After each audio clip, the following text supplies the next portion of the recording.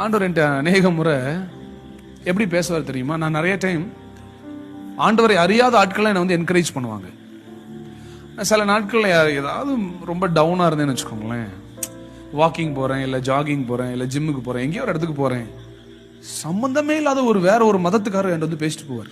ஒரு உதாரணம் சொல்ல, ஒரு நாள் சென்னை ஏர்போர்ட்டில் இப்போ ஒரு மாதத்துக்கு முன்னால் எங்கேயோ ஹைதராபாத் எங்கேயோ போகிறேன். கீழே உட்காந்துட்டு யோசிச்சுட்டு இருக்கேன், என்ன ஆண்டவரே, ஊழியக்காரர்கள் இவ்வளவு அசிங்கமா யூடியூப்ல பேசுறதுக்கு இத்தனை பேர் இருந்துச்சுட்டான். அவன் செய்யறது தப்புன்னு ஒரு ஊழியக்காரர் ஸ்டேஜ்ல இன்னைக்கு வரைக்கும் பேசல. ஆனா ஊழியம் செய்யறவன தப்புன்னு நிறைய பேர் பேசிட்டு இருக்கீங்க.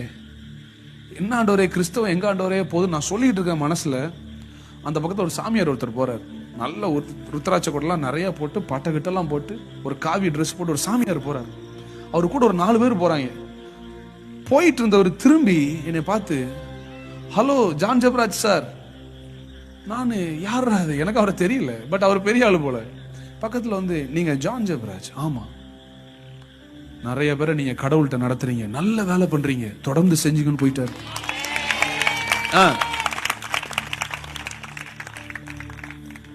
இதை யார் செய்யணும்? தமிழ்நாட்டில் ஊழியம் பண்ற மூத்த ஊழியர்கள் செய்யணும்.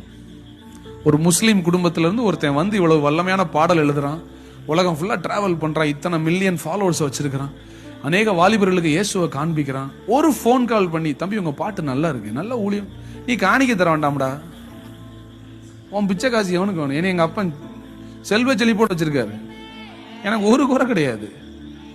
நான் சில இடத்துக்கு சாப்பிட போனா கூட மற்ற மதத்துக்காரங்க எனக்கு சாப்பாட்டுக்கு காசு கட்டிட்டு போறாங்க. எங்க ஊர்ல மதுரம்னு ஒரு ஹோட்டல் இருக்கு. இந்த டிசம்பர் மாசம் ஏதோ ஒரு பெரிய பிரச்சனையில நான் போயிட்டு இருக்கிறேன். நான் போய் காரை நிறுத்திட்டு உள்ள போய் சாப்பிட்டுட்டு இருக்கேன். அந்த ஒரு பெரிய ஒரு பஸ் சாமியோ வந்து இறங்குறாங்க. இறங்கிட்டு சாப்பிட்டுட்டு இருக்காங்க. அதுல ஒருத்தர், ஜான் ஜெபராஜ் சாமி உட்கார்ந்து இருக்காருன்றா.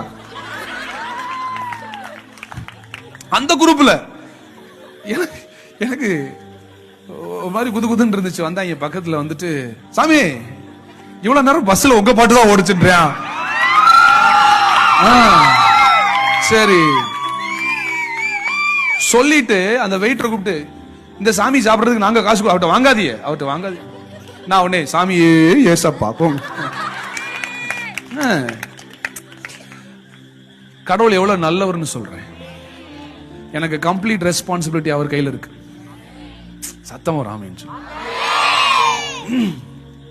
அவர் ஒருபோதும் கைவிட மாட்டார், உங்களை ஒருபோதும் கைவிட மாட்டார். நான் எல்லா கூட்டத்திலும் எமோஷனல் பேச மாட்டேன். சில டேஞ்சரஸான விஷயம் தான்.